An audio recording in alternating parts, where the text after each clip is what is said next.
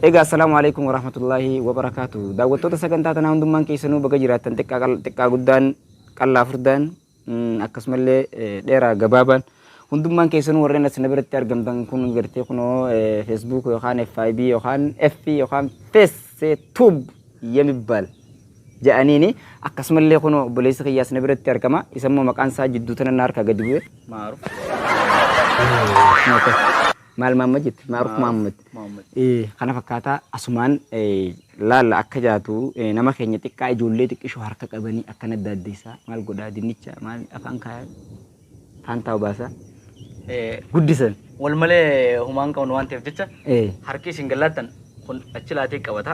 Akka keessa jirru keessa nu wal baasa waan ta'eef jecha ati humaa isin guddoo akkanuma qabaantu subscribe isin jaa bakka achi isin kuttee temmas bakka bilbilaa isin irra kilik tuuta. Yitaabba. Kilik goota fixee duraan ganu. Dizaayina ko humaa nama duraan nyaatu. Facebook subscribe, like, share, comment. Waan biraallee itti daabisa waan biraallee. Tuni boo sadaqaa miti maali boo kun naan feetannaallee godhina gootanii jirtanii. Jala jirtan keessatti jira.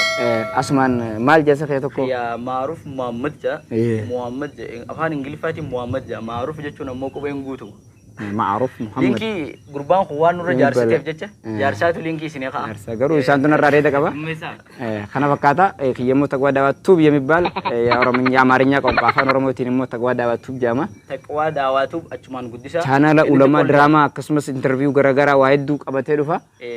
Kana fakkaata sagantaa oowwitu dachirra dabarsina akka irraa kanaa miti. Takkaleen qabbaniitu miti. Irra qabbantii irraa tun ta'e isin agartan tun tarii waa biraa ta'uu danda'a. Hangana irra waadha nuti ol kaanee harkaan nama deemnee tuqni tuutanii nama tuusisifna. Fuula daabboo toomaa tiimooyyii faa fudhatanii. Barsiisummaadha. Akkanaan isin jaa feesee tuub maal jettame?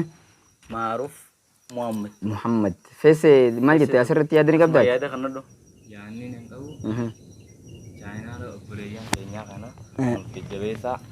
Keessattuu uummanni Oromoo warri lammii Oromootiif quuqamtan hundummaan keessanuu walumaa galatti chaayinaala kana guddisaa subscribe like share godhaa wal biraan nuuf gahaa galatoomaa asumaan